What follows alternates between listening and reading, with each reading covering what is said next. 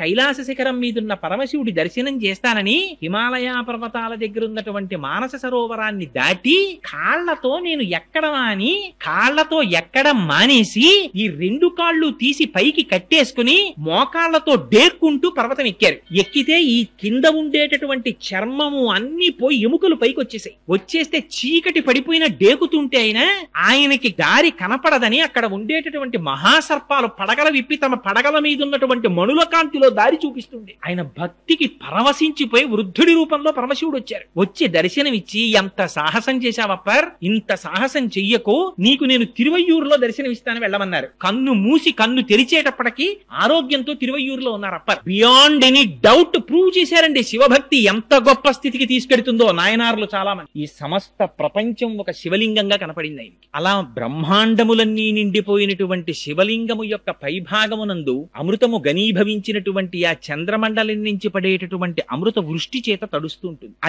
అది చల్లగా ఉంటే సమస్త ప్రాణులు చల్లగా ఉన్నట్లు లెక్క. సమస్త బ్రహ్మాండములలో ఉన్నవారు సంతోషంగా ఉన్నట్లు లెక్క. అందుకే శివలింగం మీద ధారాపాత్ర అని ఒక పాత్ర పెట్టి దానిలో నీరు పోసి దానికి కింద రంధ్రం ఏర్పరిచి సర్వకాలముల యందు దాంట్లోంచి జలములు జారి శివలింగం మీద పడేటట్టుగా ఏర్పాటు చేస్తారు. ఆ శివలింగం చాలా ఆశ్చర్యకరమైనటువంటి స్వరూపం. అసలు అది రూపముతో కూడినటువంటిది అందామా అంటే దానికి కళ్ళు లేవు, ముక్కు లేవు, చెవులు లేవు, నోరు లేదు. పోనీ రూపము లేనివాడు అరూపి, అసలు ఏమీ రూపం లేదండి అందామా, ఆయనకి రూపం లేకుండా లేడు. ఏదో ఒక లింగ స్వరూపం అని ఒక స్వరూపం ఒకటి ఉంది. పీఠం అంబమయం సర్వం శివలింగైశ్చ చిన్మయం సాకారంచ నిరాకారం నిర్గుణంచ గుణాత్మకం తత్వం తత్ పరమం బ్రహ్మ ఇది వేదాంత డిండిమహ అంటారు శంకరాచార్యుల వారు వేదాంత డిండిమల్లో. ఆ కింద ఉండేటటువంటి పీఠమంతా అమ్మవారు, పైన ఉండేటటువంటి చిన్మయ స్వరూపమే పరమశివుడు. వాళ్ళిద్దరూ విడివడి ఉండేటటువంటి స్వభావం ఉన్నవారు కారు. సర్వకాలముల యందు ఒకరితో ఒకరు కలిసి ఉంటారు. సుందరకాండలో సీతమ్మ తల్లి అంటుంది, శక్త్యా లోభయితుం నాహం ఐశ్వర్యేన ధనేనవా అనన్యే రాఘవేణాహం భాస్కరేణ ప్రభాయధ అంటుంది. నన్ను రాముడి నుంచి విడదీయగలవటోయ్, సూర్యుడి నుంచి సూర్యుడి ప్రభ, వజ్రము నుండి వజ్రము యొక్క కాంతి, పుష్పము నుండి పుష్పము యొక్క వాసన ఎలా విడదీయబడవో అలా నన్ను పరమాత్మ నుంచి విడదీయలేవంది. అలా వాళ్ళిద్దరూ సర్వకాలముల యందు కలిసే ఉంటారు. ఆ పార్వతీ పరమేశ్వర స్వరూపం అదిగో అటువంటి స్వరూపంలో ఆ శివలింగం చాలా చిత్రాతి చిత్రమైనటువంటి స్వరూపం. అందుకని అది రూపం ఉందందామా, రూపం లేదందామా? రూపము లేదనడానికి అక్కడ లింగ స్వరూపం ఉంది, రూపం ఉన్నదనడానికి దానికి కాళ్ళు చేతులు లేవు. అందుకని దాన్ని అరూపరూపి అన్నారు. రూపము లేదనడానికి లేదు, రూపం ఉన్నదనడానికి లేదు. మరి ఏమిటది అంటే అరూపరూపి. అందుకని అదేమిటి లింగము అంటే ఏమిటి గుర్తు? అనంత కోటి బ్రహ్మాండములు నిండిపోయినటువంటి పరమాత్మని మీరు దేనితో చూపిస్తారు? చూపించడం కుదరదు. అందుకని లింగియా ఒక గుర్తు పెట్టారంతే, ఇదే పరమాత్మ అని అభిషేకం చేస్తున్నారు. అందుకే ఉపాసన దగ్గరికి వెళ్ళేటప్పటికి లింగోపాసన ఒక స్థాయి పైన ఉంటుంది. ఆ ఉపాసకులని క్రింది స్థాయి ఉపాసకులు చెనకడం కష్టం. అందుకనది లింగోపాసనం అనేటటువంటిది సామాన్యమైనటువంటి విషయం కాదు. ఆయనే సాకారమూర్తిగా ఉన్నప్పుడు సాంబ సదాశివుడై దర్శనమిస్తారు. సా అంబా అమ్మవారితో కలిసినటువంటి వాడై సగుణాకారంబుగా చూపవే చిన్నీరేజ విహారమత్వ మధుపా శ్రీకాళహస్తీశ్వర అంటాడు ధూర్జటి స్వామి. ఈ కన్నులతో చూడడానికి వీలుగా అమ్మవారితో కలిసి నాకు దర్శనం ఇవ్వవా అని అడుగుతాడు. అదిగో అలా కనపడినటువంటి స్వరూపాన్ని సాంబశివుడని పిలుస్తారు. అమ్మవారితో కలిసి ధవళవపుషమిందోర్ మండలే సన్నివిష్టం భుజగబలయహారం భస్మ దిగ్ధాంగదేహం మృగయ పరశు పాణిం చారు చంద్రార్థమౌళిం హృదయ కమల మధ్యే సంతతం చింతయామి అంటారు. ఒక రూపం కాదు పరమశివుడికి, అనేక రూపాలు, అనేక ఆయుధాలు. ఇందులో ప్రధానంగా ఒక చేతిలో మృగాన్ని పట్టుకుని, ఒక చేతిలో గండ్రగొడ్డలని పట్టుకుని, ఒక చేత్తో అభయముద్ర పట్టి, ఒక చేత్తో వరదముద్ర పట్టి ఉన్నటువంటి పరమాత్మని నేను సర్వకాలముల యందు నా చిత్తమునందు నిలిపి ధ్యానం చేస్తున్నాను అంటారు. ఆ శివ అన్న ఆయనకి ప్రధానంగా శివ అని పిలుస్తాం. శివ అంటే శివం అంటే మంగళం. దానికి కొన్ని అర్థాలు చెప్పారు. మంగళము, కళ్యాణము, శ్రేయస్సు, భద్రము, ఈ అర్థములతో కూడినటువంటి మాటకే శివం అని పేరు. కాబట్టి శివ అంటే ఏమిటి? ఎక్కడెక్కడ శుభం కావాలని కోరుకుంటున్నారో అక్కడ శివారాధన జరిగి తీరవలే. ఎక్కడెక్కడ కళ్యాణము కావాలనుకుంటున్నారో అక్కడక్కడ శివారాధన జరిగి తీరవలే. ఎక్కడెక్కడ మీరు కళ్యాణము, భద్రము, శ్రేయస్సు, క్షేమము, యోగము, శాంతి వీటిని కోరుతున్నారో అక్కడక్కడ శివాభిషేకం జరుగుతూనే ఉండాలి. అందుకే పుట్టకోడిని నక్షత్రంలో పిల్లవాడు పుట్టాడండి, శివాభిషేకం చేసుకోండి. ఏమండి దుర్నిమిత్తములు కనపడుతున్నాయి, శివాభిషేకం చేసుకోండి. జాతకంలో రాకూడని గ్రహం వచ్చింది, పరమేశ్వరుడికి అభిషేకం చేయించుకోండి. నారుద్రో రుద్రమర్చయేత్. ఆయన్ని న్యాసం చేసుకుని ఆవాహన చేసుకుని అప్పుడు కూర్చుని శివాభిషేకం చేస్తారు. అదిగో అంత పరమ పవిత్రమైనటువంటి ఆ శివ అన్న నామం ఆయన సర్వకాలముల యందు శ్రేయస్సును చేకూరుస్తాడు. ప్రధానంగా విష్ణు భగవానుడి గురించి కీర్తించినటువంటి భాగవతంలో వ్యాస భగవానుడు ఒక కథ చెప్పారు. దేని గురించి చెప్పారు? దక్ష ప్రజాపతి చేసినటువంటి నిరీశ్వర యాగం గురించి చెప్పారు. అందరినీ పిలుస్తాను, శివుడు మాత్రం అక్కర్లేదన్నాడు దక్షుడు. చేసుకోమన్నారు. అడ్డెవరు వస్తారు? చేసుకో, దానికి ఉంది, నీ ఇష్టం, చేయమన్నారు. చేశాడు. ఏమైంది? చేస్తున్నది యజ్ఞం, కావలసినది యజ్ఞము యొక్క ఫలితం. యజ్ఞమనబడేటటువంటి కర్మ జడం, తనంత తానుగా అదేం ఫలితం ఇవ్వదు. ఆ కర్మ చేత ప్రీతి పొందినటువంటి భగవానుడు తత్సంబంధమైనటువంటి క్రతువుకు మంగళాన్ని ఫలితాన్ని ఇవ్వాలి. కానీ నాకు ఈశ్వరుడు అక్కర్లేదన్నాడు, నాకు శివుడు అక్కర్లేదన్నాడు. యాగం చేశాడు. ఏమైంది? చిట్ట చివరికి ఏ తల్లి అనంతకోటి బ్రహ్మాండములు నిండి నిబిడీకృతపై పరమశివుని యొక్క ఇల్లాలైందో అటువంటి తల్లి తనకి కుమార్తెగా పుడితే ఆ వైభవాన్ని గుర్తెరగలేక ఆవిడ్ని కూతురుగా విడిచిపెట్టుకున్నాడు. ఆ తల్లి ఒక్క మాట అంది చిట్ట చివర, అగ్నిగుండంలో ప్రవేశించింది. ఎవ్వరూ కూడా చిట్ట చివర శరీరాన్ని త్యాగం చేసేసే ముందు అప్పుడు అబద్ధం చెప్పవలసినటువంటి అవసరం ఎవరికీ ఉండదు కదండి. అప్పుడు సత్యమే పలుకుతారు. అంతకన్నా సత్యమే ఉండాలి. ఆ తల్లి ఒక మాట చెప్పింది, తెలిసి తెలియక దక్ష అని ఒక ఘోరమైనటువంటి పని చేశావు. ఏమిటి నువ్వు చేసినటువంటి? భవాద్వేష్టి నహో శివాహ శివేతిరహ. నువ్వు భవుడైనటువంటి పరమశివుణ్ణి ద్వేషించావు. ఆయనకి లింగ పురాణంలో భవ అంటే సంజీవనం సమస్తస్య జగత సలిలాత్మిక భవ ఇత్యుచ్యతే మూర్తిర్భవస్య పరమాత్మనః. ఆయన నీటి రూపాన్ని పొంది ఈ సమస్త జగత్తుని నిలబెడుతున్నాడు పరమశివుడు. నీరు లేకపోతే ఈ జగత్తు లేదు. అటువంటి పరమశివుణ్ణి, అటువంటి మంగళప్రదమైన మూర్తిని నువ్వు ద్వేషించావు. నాకు అక్కర్లేదు శివుడు అన్నారు. ఇది తెలియక చాలా మంది క్షేత్రాలకు ఎడతారు. పరమశివుడు అందమైన చిత్రం ఒకటి కొంటారు. మూడో నాడు ఎవరో చెప్తారు, తెలిసి తెలియని వాళ్ళు, ఏమండి ఇంట్లో శివుడి ఫోటో ఉండకూడదు, తీసుకెళ్లి పెట్టేయండి అని. శివాలయం ఒకటి తేరగా దొరుకుతుంది, తీసుకొచ్చి తెల్లవారేటప్పటికి శివాలయాల్లో పెట్టేస్తుంటారు. దాని గురించే భాగవతం మాట్లాడింది. అవి పిచ్చి పనులు. శివాలయానికి తీసుకొచ్చి శివుడి ఫోటో పెట్టేయడం ఏమిటి? నీకు మంగళం అక్కర్లేకపోతే, నీకు శ్రేయస్సు అక్కర్లేకపోతే, నీకు కళ్యాణం అక్కర్లేకపోతే, నీకు సుఖశాంతులు అక్కర్లేకపోతే నువ్వు శివుణ్ణి విడిచిపెట్టేసుకో, అభ్యంతరం ఏం లేదు. నీకు అశాంతి కావాలంటే, అమంగళమే కోరుకుంటే శివుడు నాకు అక్కర్లేదని చెప్పచ్చు. శివుడు అంటేనే మంగళం. అందుకని పోతన గారు, వ్యాసుల వారు నిర్ద్వందంగా చెప్పారు, నువ్వు శివుడు అక్కర్లేదని నిరీశ్వర యాగం చేశావు, అమంగళం జరుగుతుందని చెప్పి అమ్మవారు దేహత్యాగం చేసింది. ఏమైంది? మొదలెట్టిన యాగం తొట్టతుదకి చేసినటువంటి దక్ష ప్రజాపతి యొక్క శిరస్సు తెగి కింద పడిపోయింది. మనకి నేర్పింది భాగవతం. శివకేశవుల మధ్య భేదాన్ని చూడకు, శివుడు వద్దని అనకు. శివుడు అంటేనే మంగళ స్వరూపము. ఆయన పేరు శంభుః. శం అంటే సుఖము, భావయతి శంభుః. ఎవరు ఈ సుఖాన్ని ఇస్తున్నాడో ఆయనకి శంభుః అని పేరు. ఏమిటి సుఖం? నీకు జీవితంలో తెల్లవారి లేస్తే కోరేటటువంటి కామ్యమైనటువంటి కోరికల దగ్గర నుంచి పునరావృత్తి రహితమైనటువంటి శాశ్వత శివ సాయుధ్యమును ఇయ్యగలిగినటువంటి జ్ఞానము వరకు ఇయ్యగలిగినటువంటి వాడు పరమశివుడు. అందుకే ఎక్కడెక్కడ శివ కటాక్షము కలుగుతుందో అక్కడక్కడ జ్ఞానము ప్రసరిస్తుంది. అందుచేతనే ఆ మహానుభావుడికి శంభుః అని పేరు. ఆయన ఎటువంటి శివుడుట? శివానంద లహరిలో శంకర భగవత్పాదాచార్యులు వారు ఒక స్తోత్రం చేశారు. ఆ స్తోత్రంలో అంటారు, భృంగీచ్ఛానటనోత్కటక్కరిమత గ్రాహీ స్ఫురన్మాధవ హ్లాదో నాదయుతో మహాసితవపు పంచేషు బాణాదృత సప్తక్ష సుమనోవనేషున పునఃసాక్షాన్మదీయే మనో రాజీవే భ్రమరాధిపో విహరతాం శ్రీశైల వాసీ విభు అంటారు. ఈ మనోరాజీవము, ఈ మనస్సనబడేటటువంటి పద్మములో విహరించేటటువంటి తుమ్మిద స్వరూపంతో ఉంటాట. ఈ లోపల ఉండేటటువంటి ఈ మన పుష్పం మంచి సుగంధంతో ఉండాలి, పరిమళ భరితమై ఉండాలి, స్వచ్ఛంగా ఉండాలి, మకరందంతో కూడినదై ఉండాలి. అందులో ఏది ఉండాలి? ఎప్పుడు భక్తి అనబడేటటువంటిది ఉండాలి. ఎక్కడెక్కడ భక్తి ఉంటుందో అక్కడ ఆ భక్తి అనేటటువంటి రసాన్ని స్వీకరించడానికి పరమశివుడు లోపల దాని చుట్టూ తిరుగుతూ ఉంటాట. అందుకని ఆ మనస్సు భక్తితో కూడిన నాడు మాత్రమే జ్ఞానమబ్బి మనోలయం అవుతుంది. లేకపోతే శంకర భగవత్పాదులంతటి వారు శివానంద లహరిలో ఎంత గొప్ప కోరిక కోరారంటే, సామాన్యమైన కోరిక కోరారా? నాకు స్వామి నరత్వం దేవత్వం నగవన మృగత్వం వశకత పశుత్వం కీటత్వం భవతు విహగత్వాది జననం సదాత్తత్ పాదాబ్జ స్మరణ పరమానంద లహరి విహారాసక్తం చేద్రు దయమిహ కింతేన వపుష.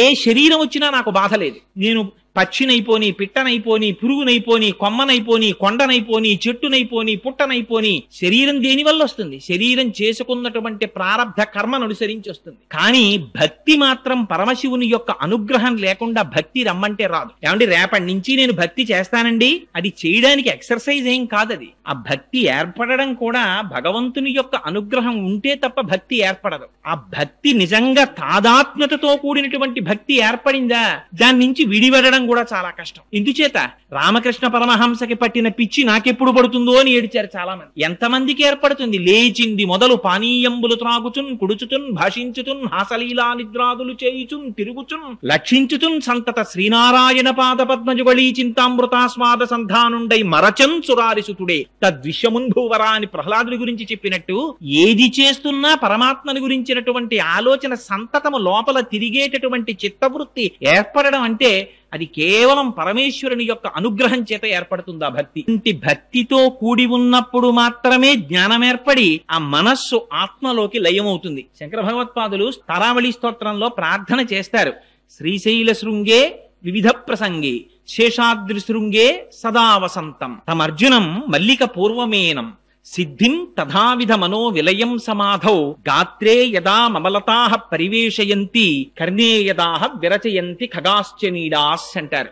ఎంత గొప్ప స్తోత్రమో చూడండి. నిజంగా మనిషి లోపల సంకల్ప వికల్ప సంఘాతమైనటువంటి మనస్సు పనిచేస్తున్నంతసేపు, తిరుగుతున్నంతసేపు ఏవీ దగ్గరికి రావడానికి భయపడతాయి. ఓ చీమ దగ్గరికి రాదు, ఓ తీగ దగ్గరికి రాదు, ఓ చెట్టు దగ్గరికి రాదు. కోరికల పుట్టయినటువంటి మనస్సు వెనక్కి నడిచి ఆత్మలోకి లయమై తను నిర్వికల్ప సమాధిలో ఏ కోర్కెలు లేనటువంటి ప్రశాంతమైనటువంటి చిత్తంతో నేను శ్రీశైల శృంగ కుహరేషకతోపలప్సే, ఏనాడు ఆ శ్రీశైల శిఖరములో ఉన్నటువంటి గుహలలో కూర్చుంటానో ఆనాడుట ఎటువంటిది జరుగుతుందిట. గాత్రం యదా మమలతాః పరివేశయంతి, ఆ తీగ చెట్టును అల్లుకుంటుంది. ఆ పక్కనే మనం కూర్చున్నాం అనుకోండి, మనం వచ్చి అల్లుకోద్దని తెలిసి వీళ్ళే వెళ్ళిపోతాడు. ఎంతగా మనస్సు లయమైపోయినటువంటి స్థితికి నేను చేరుకోవాలంటే తీగలు భయపడకూడదు నన్ను అల్లుకోవడానికి, పక్షులు భయపడకూడదు నా చెవులలో పుల్లలు పెట్టి వాటిలో గూళ్లు కట్టుకోవడానికి. అంతగా మనోలయమైపోయినటువంటి స్థితి నాకు ఆ శ్రీశైల క్షేత్రంలో ఎప్పుడబ్బుతుందో అని స్తోత్రం చేశారు శంకరాచార్యుల వారు. అటువంటి స్వరూపం ఆ లింగ స్వరూపం. అది సామాన్యమైనటువంటి స్వరూపం కాదు. మన అదృష్టం ఏమిటంటే ఈ కార్తీక మాసంలో కృత్తికా నక్షత్రంతో పౌర్ణమి నాడు సాయంకాలం రాత్రి వేళ ఆ జ్యోతి స్వరూపంగా లింగం ఏర్పడింది. అరుణాచలంలో మహానుభావుడు ఆత్మదర్శనాన్ని పొందినటువంటి రమణ భగవానులు అంతటి వారు కూడా జ్ఞాని ఎన్నడూ భక్తిని విడిచిపెట్టడు అనడానికి ఇంకంతకన్నా ఉదాహరణ ఏమిటి? ఒకేసారి ముగ్గురు మహాపురుషులు దక్షిణ భారతదేశంలో కదలాడారు. ఒకరు చంద్రశేఖర పరమాచార్యులు, ఒకరు భగవాన్ రమణులు, ఒకరు మహర్షి అరబిందో. ముగ్గురు ఏకకాలమునందు జీవించారు. ఆశ్చర్యం, ఒక్కొక్కసారి నిజంగా ధర్మాకృతి అవి చదువుతుంటే ఆశ్చర్యం వేస్తుంది. రమణులు ఆశ్రమంలో ఉండగా చంద్రశేఖరులు ఆ అరుణాచలేశ్వరుని యొక్క కొండకి ప్రదక్షిణం చేయడానికి వెడుతుండేవారు. రమణులు ఒక్కరే బయటికి రాలేదు. చంద్రశేఖరులు ఒక్క క్షణం ఆగి ఆశ్రమం వైపు చూసి వెళ్లిపోయారు. రమణుల్ని అడిగారు, మీరు వెళ్ళలేదేం చంద్రశేఖర పరమాచార్యుల వారి దర్శనానికని. చంద్రశేఖర పరమాచార్యులని ఒకరు, రమణులని ఒకరు, రెండున్నాయా అని అడిగారు. ఎంతటి అద్వైత దర్శనమో చూడండి. అసలు దాని నుంచి జారలేదు రమణులు ఎప్పుడు. తొట్టతొదన శరీరానికి సర్కోమా పుట్టి రక్తం కారిపోతున్నప్పుడు కూడా, 104 జ్వరంతో శరీరం ఊగిపోతున్నప్పుడు కూడా, మీకు ఇప్పుడు కూడా స్వామి భగవాన్ మీరు ఇప్పుడు కూడా ఆత్మచింతనతోనే ఉన్నారా అంటే, గంధపు చెట్టుని పట్టి కొట్టినా, చెరుకు కర్రని పట్టి కత్తితో నరికినా, మోకాలకు పెట్టి విరిచినా, దంతముల మధ్య పెట్టి నలిపినా తీపి తప్ప చేదు రాదు. ఆత్మజ్ఞానము అబ్బినటువంటి వాడికి ఏమి చేసినా శరీరాన్ని ఆత్మస్థాయి నుండి దిగజారడు అని. అటువంటి స్థితిని పొందారు మహానుభావులు. అందుకే ఆ అరుణాచల లింగం గురించి ఎన్ని స్తోత్రాలు చేశారు. అదిగో అటువంటిది ఆ కృత్తికా నక్షత్రంతో కూడినటువంటి పౌర్ణమి నాడు కార్తీక మాసంలో ఏర్పడింది ఆ జ్యోతి స్తంభం. అదే మనం ఎక్కడ చెప్పినా కూడా 12 జ్యోతిర్లింగములు అని పేరు పెట్టి చెప్పి ఆ జ్యోతిర్లింగంగానే అజ్ఞానాన్ని మటుమాయం చేయగలిగినటువంటి లింగ స్వరూపాన్ని ధ్యానం చేస్తాం. అటువంటి వాటిలో పరమ ప్రఖ్యాతమైనటువంటి స్వరూపం కపిల తీర్థంలో ఉన్నటువంటి ఒక లింగం. ఇవాళ ఎందుకు ఈ విషయాన్ని ప్రస్తావన చేయవలసి వచ్చిందంటే, నాకు పాపం చాలా మంది ఫోన్ చేశారు, ఏమండి ఒక్కసారి ఆ కపిల తీర్థం గురించి 4 మాటలు చెప్పండి అని అడిగారు. ఈ మధ్య రామారావుపేట శివాలయంలో ఉపన్యాసం చెప్తూ కపిల తీర్థానికి జరిగేటటువంటి అన్నాభిషేకం గురించి ప్రస్తావన చేస్తే చాలా మంది ఈ మాట ఎక్కడైనా చెప్పినప్పుడు కపిల తీర్థం గురించి ఒక 4 మాటలు చెప్పండి అని అడిగారు. కపిల తీర్థం గురించి చెప్పడం అంటే శివలింగం గురించి చెప్పడమే. ఎందుకని అంటే శివలింగములు ఏర్పడడం దృష్ట్యా 7 రకాలుగా ఏర్పడతాయి. ఒకటి మృన్మయములు అంటారు, అంటే మట్టితో చేయబడినటువంటి లింగం అయితే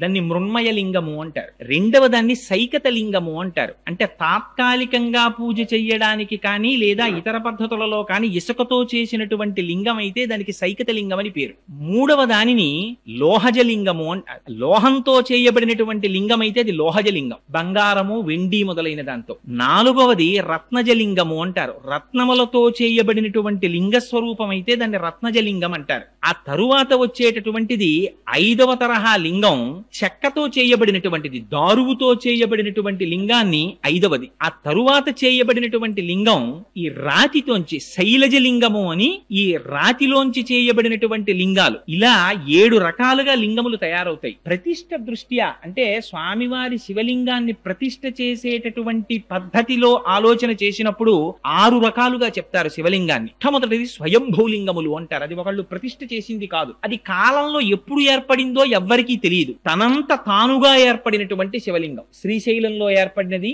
రామేశ్వరంలో ఏర్పడినది. ఇలాంటి రామేశ్వరంలోది రామచంద్రమూర్తి ప్రతిష్ఠ చేశారని, శ్రీశైలంలో వారణాసిలో అలాంటి చోట్ల కేదారేశ్వరంలో అలాంటి చోట ఏర్పడినటువంటి శివలింగములకు అవి స్వయంభూలింగాలు. రెండవది దివ్యలింగములు అంటారు. దివ్యలింగములంటే దేవతల చేత ప్రతిష్ఠ చేయబడినటువంటి లింగములు. ఇక్కడ మనకి శ్యామలకోట సంస్థానంలో సామర్లకోట అంటారే, అక్కడ ప్రతిష్ఠ చేయబడినది. ఇలాంటి వాటిని దివ్యలింగములు అంటారు. ఇవి ఒకదానికన్నా ఒకటి కిందకు ఉంటాయి. మూడవ లింగం ఆర్షలింగములు అంటారు, అంటే మహర్షులు స్థాపించినటువంటి లింగములు. నాలుగవ వాటిని మానుషలింగములు అంటారు, అంటే మనుష్యులు ప్రతిష్ఠ చేసినటువంటి లింగాలు.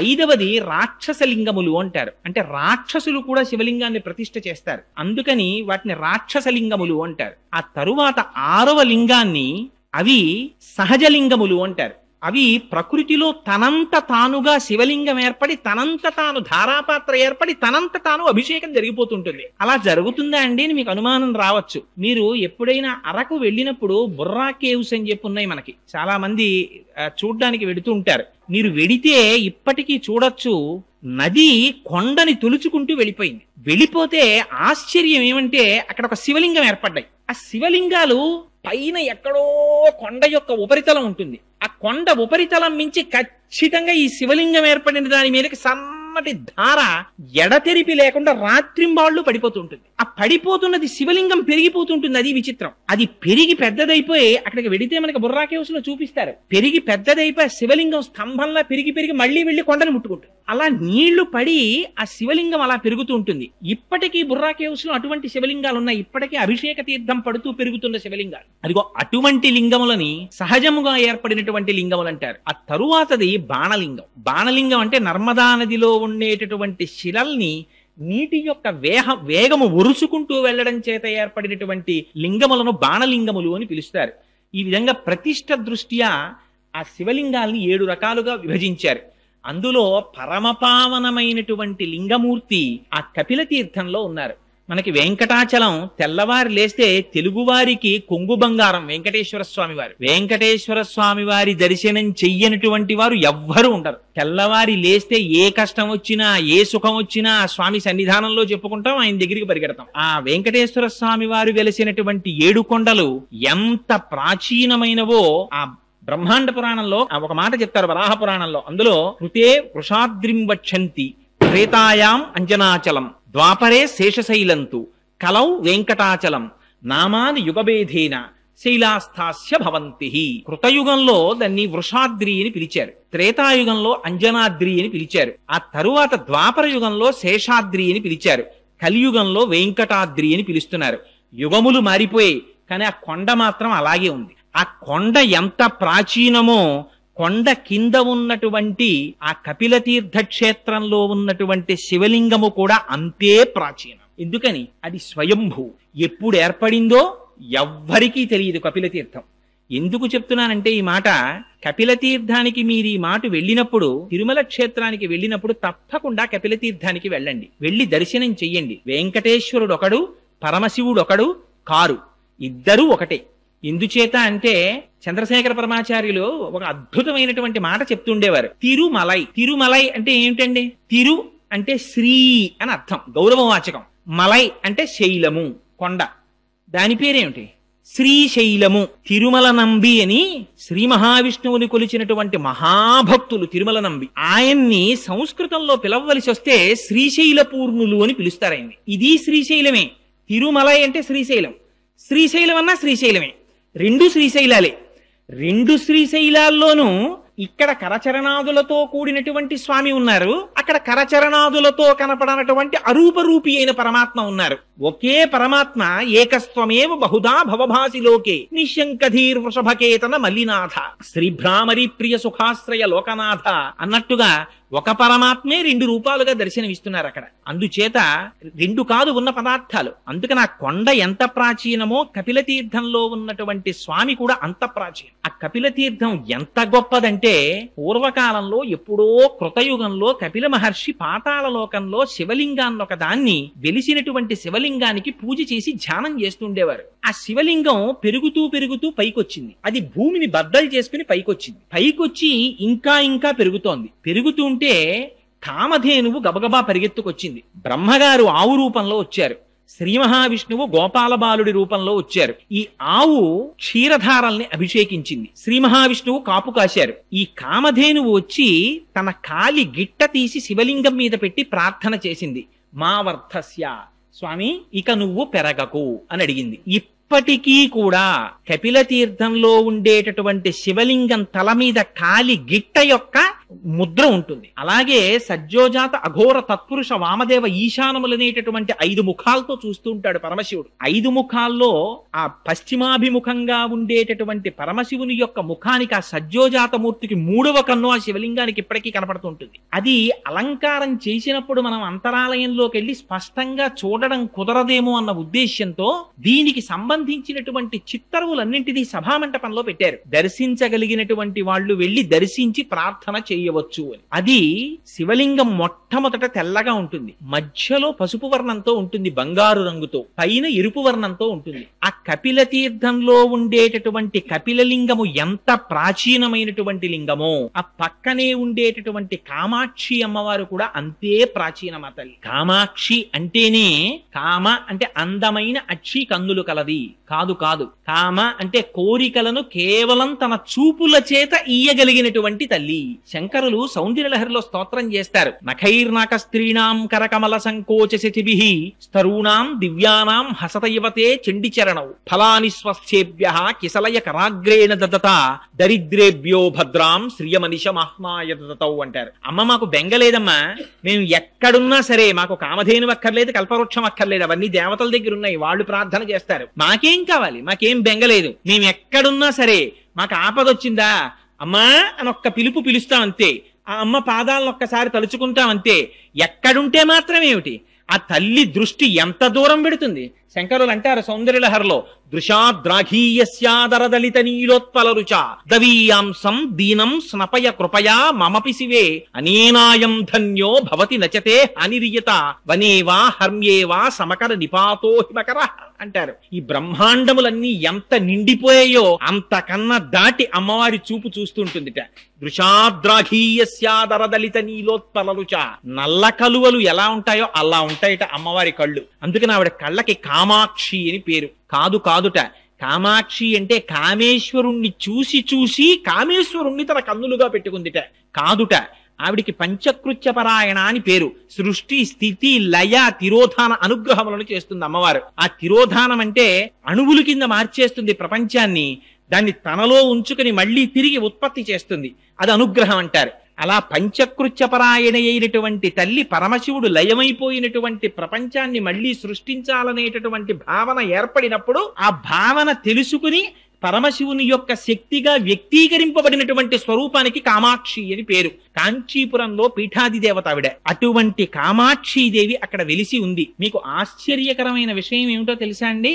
ఎంతంత గొప్ప గొప్ప జ్వరాలు రానివ్వండి, ఎటువంటి తాపములు ఏర్పడనివ్వండి, ఎంత కాలానికి తగ్గనటువంటి జ్వరంతో బాధపడుతున్నవారు, ఎంత కాలానికి తగ్గనటువంటి వ్యాధులతో బాధపడుతున్నవారు. ఆ మధ్యకాలంలో నేను పేపర్లో ఒక సంఘటన చదివాను. ఒక ఆయన వెళ్లి హాస్పిటల్లో చూపించుకుంటే ఆయనకి ఎక్స్రే, ఈసీజీ అవి తీసి చాలా పరమ ఉపద్రవకరమైనటువంటి వ్యాధి ఒకటి పొడసూపుతోంది అని చెప్పి డాక్టర్లు నిర్ధారించారు. ఏమో ఉంటామో ఉండవో అనే అనుమానంతో ఆయన ఆపరేషన్ టేబుల్ ఎక్కే ముందు ఒక్కసారి కపిలతీర్థానికి వెళ్లి స్వామి దర్శనం చేద్దామని వెంకటాచలంలో వెంకటాచల ప్రభువుని, కపిలతీర్థంలో పరమశివుణ్ణి దర్శనం చేసి అక్కడ జలపాతం కింద స్వామి పుష్కరిణిలో స్నానం చేసి వెళ్లారు.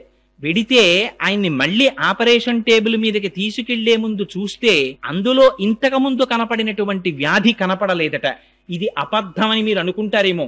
మీకు కాకినాడలోనే జరిగిన యథార్థమైన సంఘటన ఒకటి చెప్తాను. హైదరాబాద్ లో మహామహోపాధ్యాయ బిరుదాంకితులు పుల్లెల శ్రీరామచంద్రుడు గారని ఉన్నారు. ఆయన 5 సంవత్సరాల క్రితం ఆయనకి హార్ట్ స్ట్రోక్ వచ్చింది. వస్తే ఆయనకి ఎందరో ఐఏఎస్లు శిష్యులు ఉన్నారు. గబగబా ఆయన్ని తీసుకెళ్లారు హాస్పిటల్కి. సోమరాజు గారని చాలా ఫేమస్ కార్డియాలజిస్ట్. ఆయన చూసి నువ్వు ఇంటికి వెడితే మరణిస్తావు, బైపాస్ సర్జరీ చెయ్యాలన్నారు. వేదమునందు ఆయనకి ఎంతటి నమ్మకం అంటే అదండి భక్తి అంటే, అది ధృతి అంటే. ఈ హృదయ పుండరీకమునందు ఇంతకాలం సీతారాములకి గుడి కట్టి పూజ చేశాను. అటువంటి గుండెకాయని నీ కత్తులతో కిలుకుతావా? మా స్వామి పాదములకు తగలదా కత్తి? వీల్లేదన్నారు అని పక్క దిగి వెళ్ళిపోయారు. వాళ్ళు ఇచ్చిన మందులు పొద్దున్న వేసుకుంటే మత్తుగా ఉంటుందని మధ్యాహ్న కాలం కూర్చుని వేదములలో ఉండేటటువంటి సూర్యమంత్రములన్నిటినీ తీసుకుని తత్తుల్యంగా వాటిలో ఆరోగ్యం భాస్కరాదిచ్చేత్ అద్భుతమైనటువంటి శ్లోకాలు రాశారు. రాసి వాళ్ళ నాన్నగారు మహాపండితులు, ఆయన ప్రార్థనా శ్లోకాలు చేశారట ఆయన శరీరంతో ఉన్నప్పుడు. మహానుభావుడు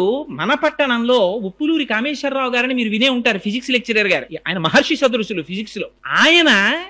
ఆయన వ్రాసినటువంటి ఆ శ్లోకాలని విని మొన్న హైదరాబాద్ లోను ఈ శ్లోకములు ఎట్టి పరిస్థితుల్లో చెక్కు చెదిరిపోకూడదని రామోజీ ఫిలిం సిటీ నుంచి ఒక ఆర్టిస్ట్ ని తీసుకొచ్చి, ఒక సింగర్ ని తీసుకొచ్చి వాటిని సీడీస్ చేశారు. ఒక పక్క నుంచి వేదమంత్రం పెడుతూ ఉంటుంది, ఒక పక్క నుంచి శ్లోకం పెడుతూ ఉంటుంది. అవి త్వరలో ఆవిష్కరింపబడబోతున్నాయి ఆ క్యాసెట్స్.